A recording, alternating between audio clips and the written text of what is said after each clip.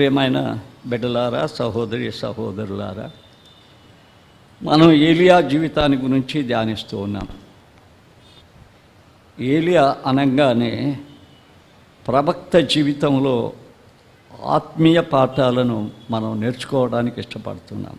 ఎందుకంటే ఆయన సీనాయి పర్వతం అంతా స్థిరమైన వాడు, తన హృదయాంతరంగాలలో ఉరుములు పుట్టించి రాజులను ఈ భూలోకంలో నుంచి కదిలించిన వాడు. ఆయన దేవుని వాక్యంతో కదిలించిన వాడు.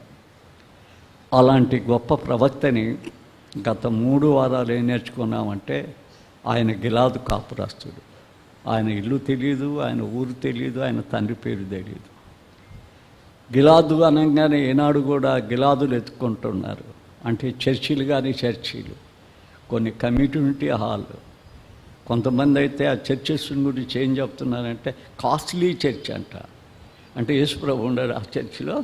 కాస్ట్లీ చర్చెస్, కాస్ట్లీగా ఉండాలి చర్చి. గుడిసైన చర్చే, మెద్దైన చర్చే. అది దేవుని దయ ఉండాలా?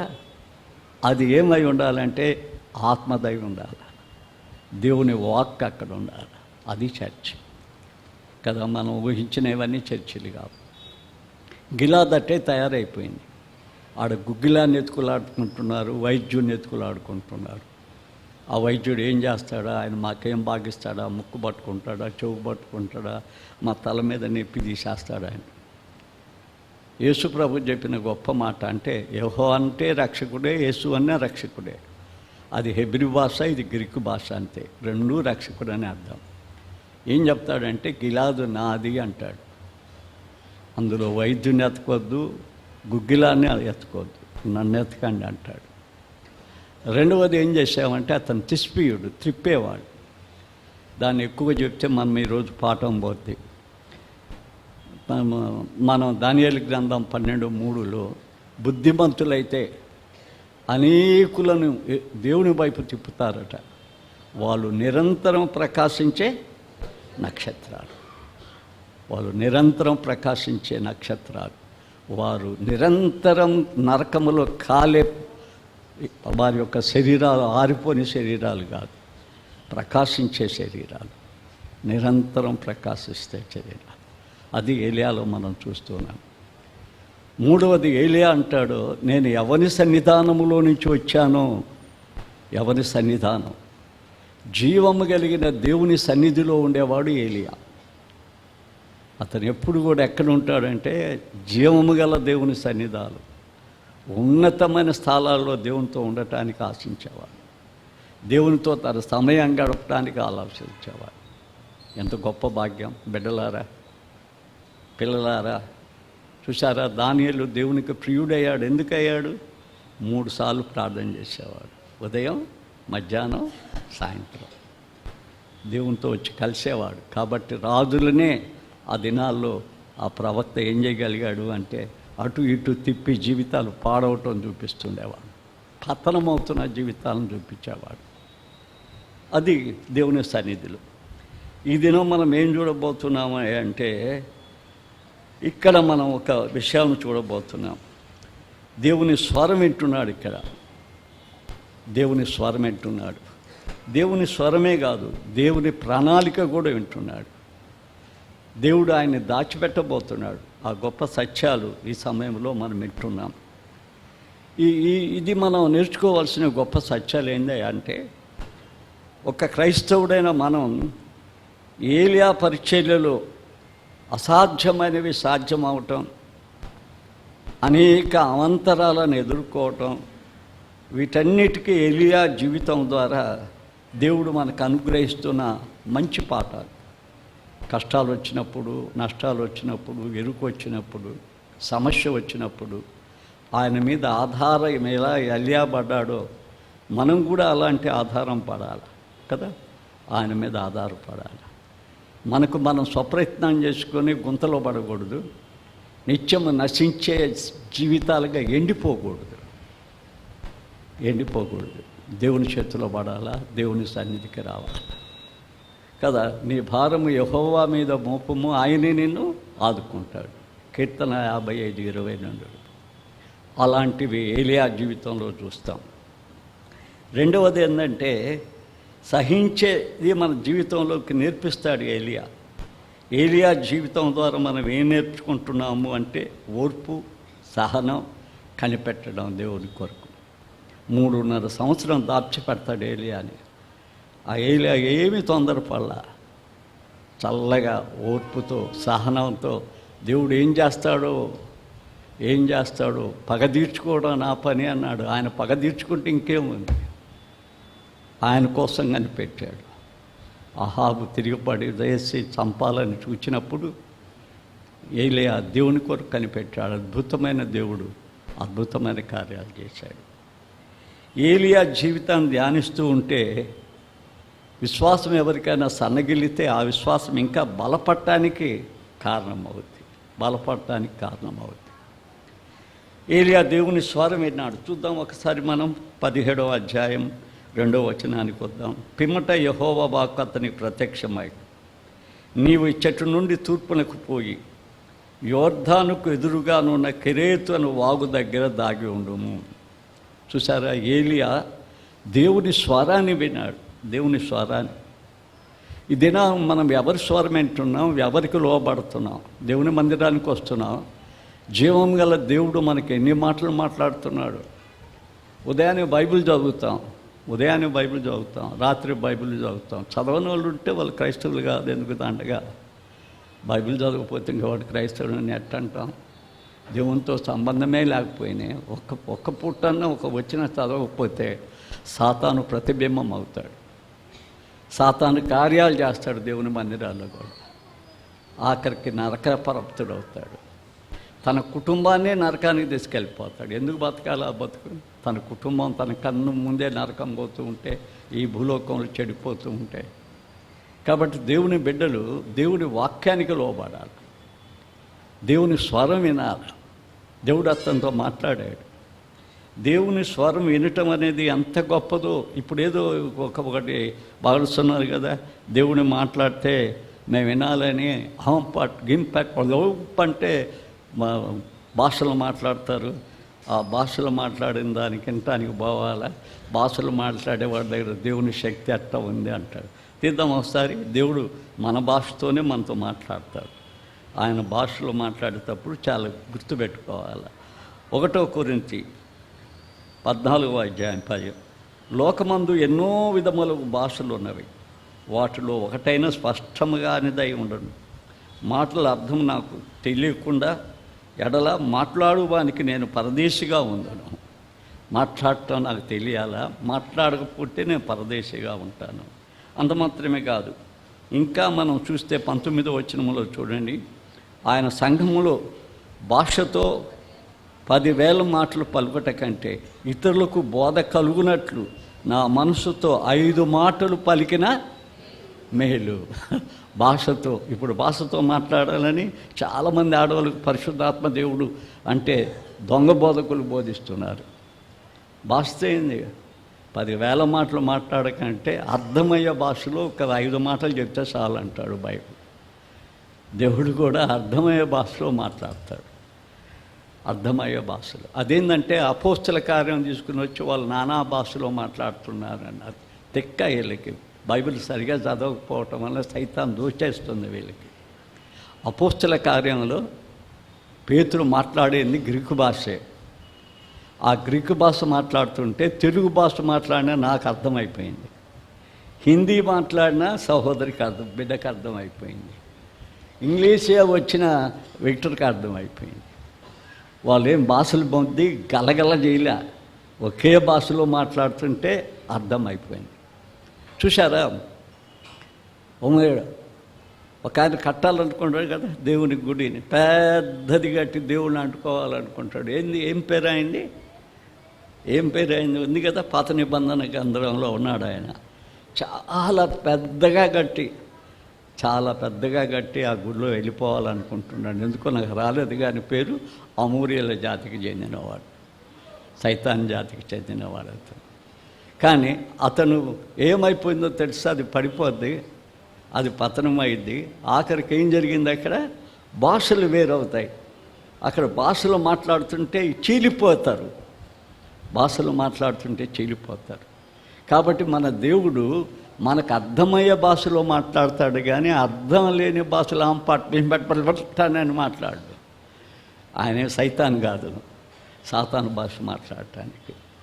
మనకు ఏ భాష ఆ భాష ఏముందో ఆ మాట మనం గ్రహించగలిగేటట్టు మాట్లాడే దేవుడు. ఏలియా భాషలో, ఏలియా స్థితిలో ఏలియాకు మాట్లాడగలిగాడు. అట్లనే మనం చూద్దాం, ఇంకొక ఆయన యెషయాను చూద్దాం. యెషయాతో దేవుడు మాట్లాడతాడు. ఎందుకు మాట్లాడతాడు? మనం అనుకుంటాం మనతో ఎందుకు దేవుడు మాట్లాడటం లేదు, మనకు ఆయన స్వరం ఎందుకు వినిపించడం లేదు, ఒక్కొక్కసారి ఆయన మాటలు మనం ఎందుకు వినలేకున్నాం. కొన్నిసార్లైనా మాట్లాడతాడు, నాతో మాట్లాడాడు 1-2 సార్లు. ఎందుకు మాట్లాడగలుగుతాడు ఆయన? ఆయన స్వరం వెలుతురులో వచ్చి ఎట్లా మాట్లాడగలుగుద్ది? అందుకు మనం ఏం చేయాలి? ఆయన స్వరం వినటానికి ఏం చేయాలంటే, యెషయా దేవాలయానికి వెళ్ళాడు. దేవాలయము కనపడింది, అది దర్శనంలో చూసిన దేవాలయం, అది పరలోక దేవాలయం. ఆ దేవాలయంలో ఆయన సింహాసనం మీద కూర్చుని ఉన్నాడు. దేవదూతలు మంచిగా పాటలు పాడుతున్నాడు. పరిశుద్ధుడు దేవుడు, పరిశుద్ధుడు పరిశుద్ధుడు పరిశుద్ధుడు అని గాన ప్రతిగానాలు చేస్తున్నాడు. మనమైతే నా చర్చిలో లేచి ఎగురుదాము, పరిశుద్ధుడు పరిశుద్ధుడు అని డ్యాన్స్ లేద్దాము. వాళ్ళు వేయలేదు. ఆ మాటలు మాట్లాడుతూ ఉంటే యెషయా ఉజ్జియా తర్వాత రాజు కావలసిన ఆయన రాజకానికి పోవటానికి ఇష్టం లేదు, దేవుని సేవకు పోవాలని ఇష్టం, ఒక ప్రవక్త కావాలని తనకి ఇష్టం. కానీ తన పెదవుల్లో పాపం ఉంది, తన జీవితంలో పాపం ఉంది.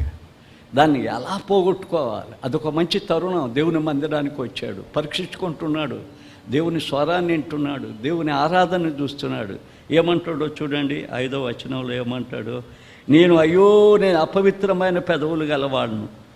5 తర్వాత ఇంకా అంటాడు, అపవిత్రమైన పెదవులు గల వారి మధ్య నివసించువాడను, నేను నశించి తిని రాజును సైన్యములకు అధిపతిగా యెహోవా నేను కనులారా చూచి తిని అనుకుంటుని. అప్పుడు శరాబులో ఒకడు తన బలపీఠం మీద ఉంచబడిన కారుతో తీసుకున్న నిప్పును పట్టుకొని నా యొద్దకు ఎగిరి వచ్చి నా నోటికి దాన్ని తగిలించాను. దేవుని వాక్యం అనే ఆ నిప్పు నీ నోటికి, నీ పెదవాళ్ళకి, నీ హృదయానికి తాకితే అది మండిపోయి పాపాలలోంచి విడుదల కలగజేస్తుంది. అబద్ధం మాట్లాడలేదు. పొద్దున్న లేచినట్టు అబద్ధం మాట్లాడుతుంటే అబద్ధజనకుడైన సైతాను బిడ్డ. దేవుని యొక్క వాక్యం పెదాలకు తగిలిన వెంటనే మారిపోయింది. ఆయన మంచివాడిపోయాడు. అప్పుడు వింటాడు చూడు, దేవుని మాట వింటాడు. అక్కడ మనం చూస్తే 8వ వచనం చూద్దాం. అప్పుడు నేను ఎవరిని పంపెదను, మా నిమిత్తము ఎవడు పోవుడని ప్రభు సెలవీయగా వింటిని, అయితే నేను చిత్తగించుము, నేనున్నాను. చూశారా, దేవుని మాట వినగలిగిన సమయం, తన జీవితాన్ని తన పెదవుల్ని దేవునికి సమర్పించుకుంటే, దేవుని సన్నిధానంలో వారి హృదయాలు కుమ్మరించుకుంటే, దేవుడు ఎప్పుడూ ఒకసారి మాట్లాడుతూనే ఉంటాడు. ఆయన నీతో మాట్లాడాలని ఇష్టం, కానీ నీ పెదవులు ఎంత అడ్డం ఉన్నాయో, నీ హృదయం ఎంతగా నిండిపోయి ఉందో, స్వార్థం స్వనీతిలో హృదయంలో ఉన్నాయి ఎంత అయిపోయినాయో. ఆయన కనపడడు, మాట్లాడు, వినవు. దేవుని మాటలు మాట్లాడుతున్నా కూడా నువ్వు వినవు. ఎందుకంటే సైతాన్ కార్యాలుగా చేయాలా? పిలిచినవాడు సైతాన్ అయిపోయాయి. కాబట్టి ఏమైపోద్ది అంటే వినలేకపోతున్నాం. ఎందుకంటే సాతాను కార్యాలు చేయటానికి దేవుని మందిరములోనే ప్లాన్లు వేస్తుంటాం. మన ప్లాన్లన్నీ నిత్యం మనం చూసుకోం. మన కుటుంబానికి తగిలిన అగ్నిని కూడా చూసుకోం. మన వలన అగ్ని వస్తుందని కూడా ఆలోచించాం.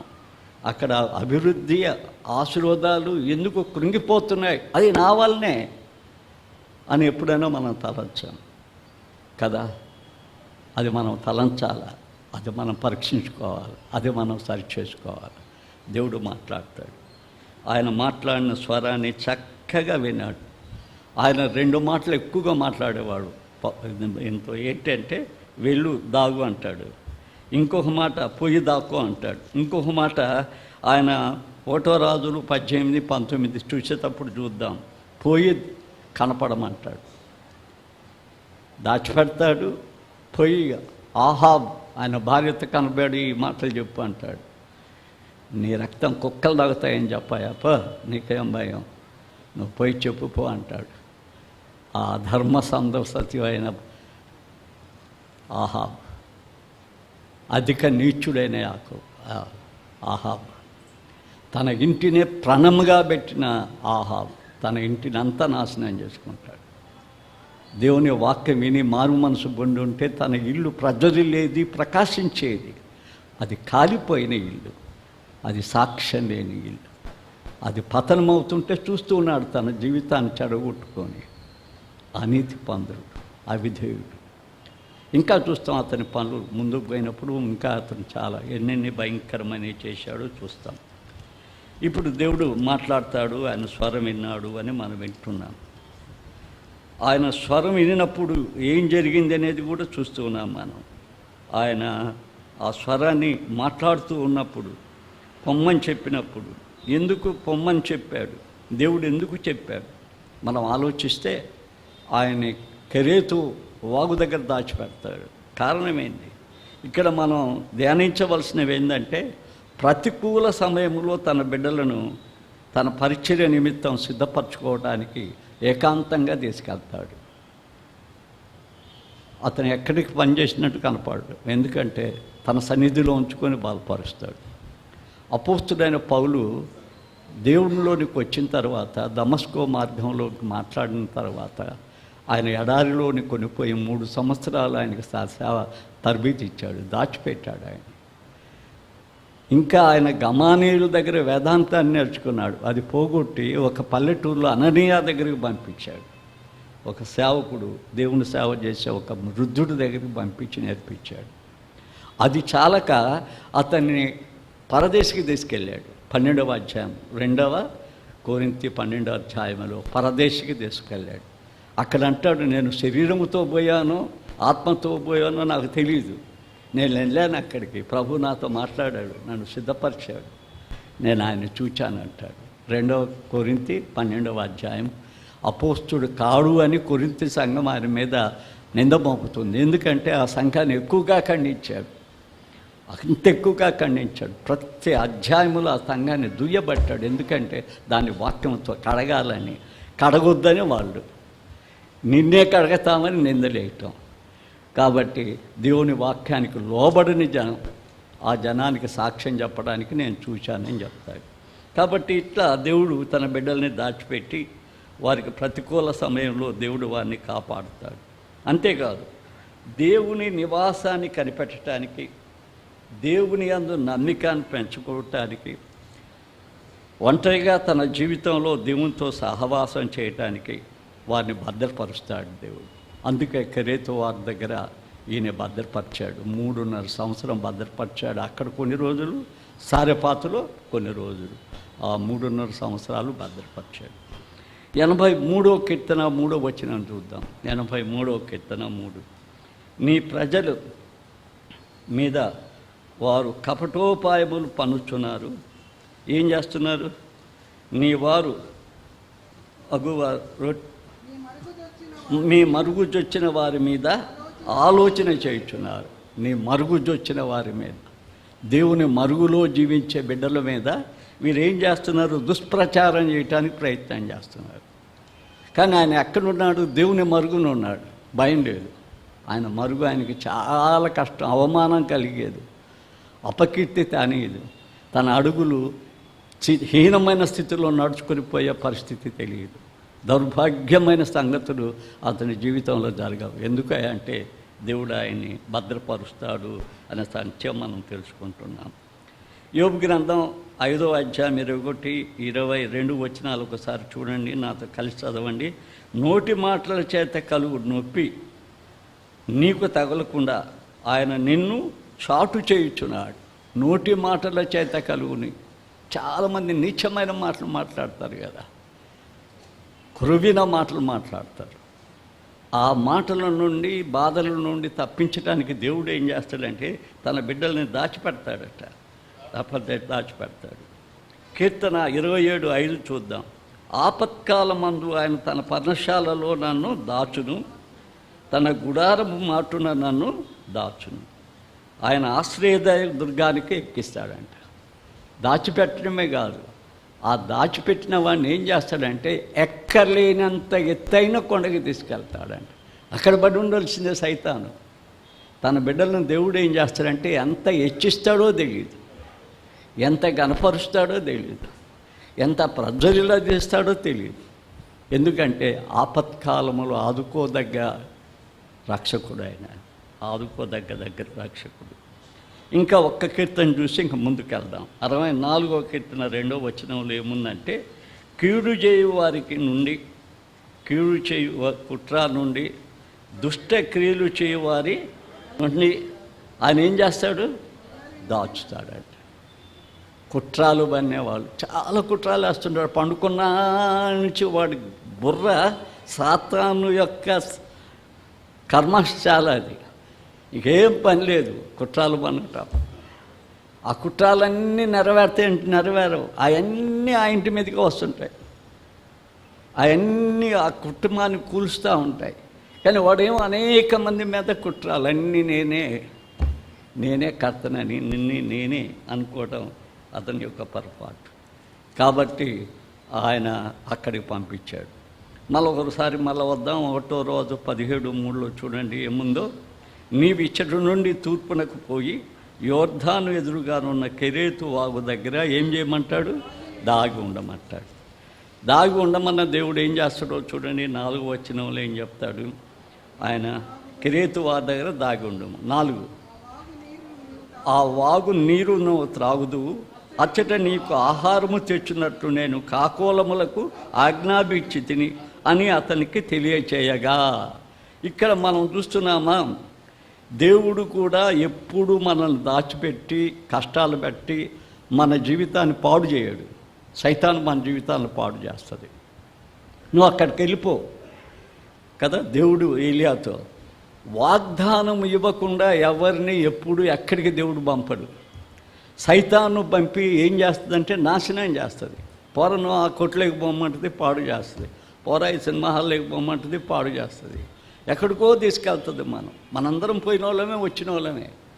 కాకపోతే ఇప్పుడు మార్చుకున్నాం, అందరం మార్చుకోకపోతే నీ పని, కుటుంబం ఇదంతా నువ్వు పాడు చేసుకుంటావు.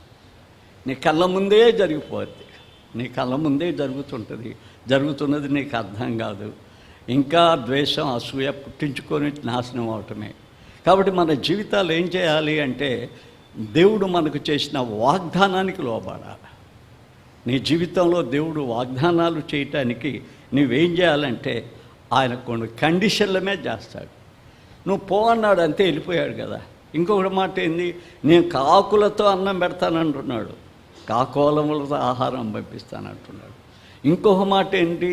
మొత్తం 3.5 సంవత్సరం మొత్తం నీళ్ళు లేకుండా, వర్షం లేకుండా అంతా ఎండిపోతే ఒక చిన్న ప్రాంతంలో కెరేతు, చిన్నది, పలస్తీనా పోయిన బిడ్డలు చూసుంటారు దాన్ని, గలిలయ ఒలివా కొండకి క్రింద భాగంలో ఉంటుంది. 5,000 మందికి భోజనాలు పెట్టిన ఆ భాగంలో నుంచి కిందకి దిగితే చాలా తక్కువ, ఈ పుల్పిట్ అంతా కూడా ఉండదు, ఇందులో సగమే ఉంటుంది.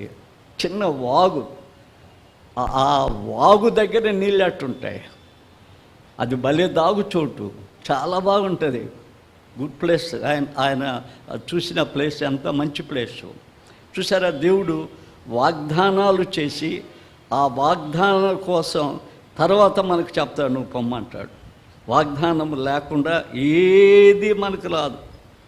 చాలినంత నీ జీవితంలో ఇస్తానంటాడు. తర్వాత దేవుడు ఏమంటాడో తెలుసా? నీవు ఇది చేస్తే నేను ఇది చేస్తా.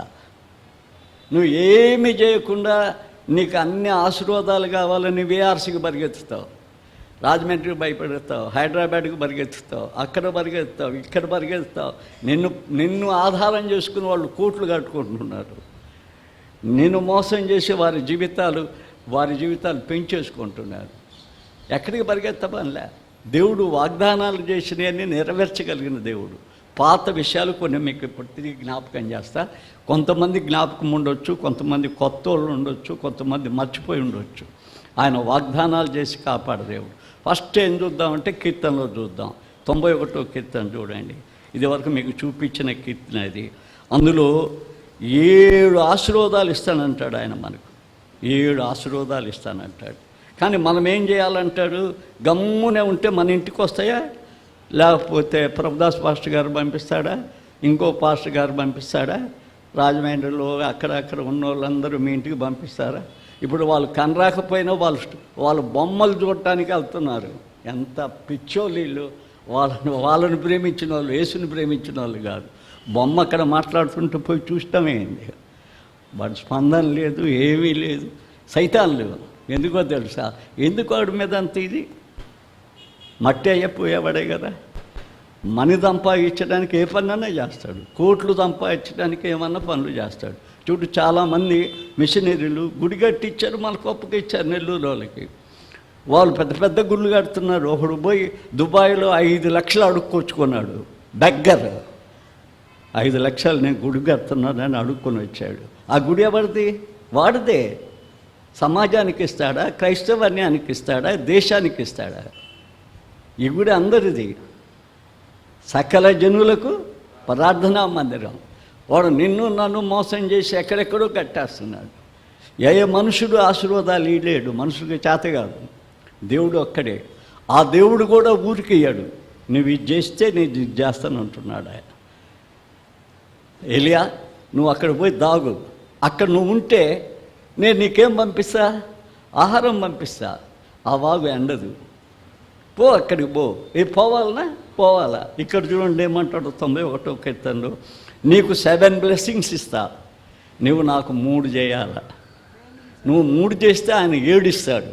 ఏమంటాడు? ఇది చాలాసార్లు కొన్ని కుటుంబాలు చెప్పాను అనుకుంటా. చూడండి, ఒక్కడి నుంచి అంచండి. అతడు నన్ను ప్రేమించుతున్నాడు కనుక నేను అతను తప్పించదు. అతడు నా నామం ఎరిగిన వాడు కనుక నేను అతన్ని కనపరచను 2. అతడు నాకు మొరపెట్టగా నేను అతనికి ఉత్తరం ఇచ్చదను 3. శ్రమలో నేను అతనికి తోడై ఉండేదను 4. అతన్ని విడిపించి అతన్ని గొప్ప చేసేదను 5. దీర్ఘాయువు చేత అతన్ని తప్పించేదను 6. నా రక్షణ అతనికి. ఆయన ఇచ్చింది కండిషన్స్ అయింది 3. ఏం కండిషన్స్ అయ్యి? చాలా పెద్దవి ఏం కాదు, కానీ పెద్దవి. నన్ను ప్రేమించు. ఎట్ట ప్రేమిస్తావు? నా వెనక డబ్బుని ప్రేమించా? నా మందిరానికి వస్తున్నావంటే డబ్బు కోసం వస్తున్నావా? లేకపోతే నీ మదిలో ఏముంది? సైతాను ఉన్నాడా? నేనున్నానా? నన్ను ప్రేమిస్తే ఎలా ప్రేమించాలా? నన్ను నీ పూర్ణ హృదయంతో, నీ పూర్ణ ఆత్మతో, నీ పూర్ణ వివేకంతో నన్ను ప్రేమించరా బిడ్డ. అప్పుడు నేను నీకు తోడై ఉంటా. అప్పుడు నేను తప్పిస్తా. నన్ను అంగీకరించు అంటే అంగీకరించమంటే ఏంది అంగీకరించమంటే? ఆయన అంగీకరించాలంటే ఎట్ట చేయాలా? అన్నికి అంగీకరించాలంటే నేను ఆయనకి అండర్స్టాండ్ అవ్వాలా, ఆయన నాకు అండర్స్టాండ్ అవ్వాలి. ప్రభువుని రుచి చూడాలి. ఇందిరాగాంధీ నాకు తెలుసు అంట, టీవీలో చూస్తున్నందువల్ల. మీరు పోయి ఇందిరాగాంధీ దగ్గరికి పోయినప్పుడు ఎప్పుడు నన్ను ప్రభుదాస్ తెలుసు అంటే వాడేవాడు నాకేం తెలుస్తుంది అంటుంది. అంటే మన ఇద్దరి మధ్య సహవాసం, సన్నిహితం, స్నేహం కుదరాలి. ఎవరికి? మనకు, దేవునికి మనకు.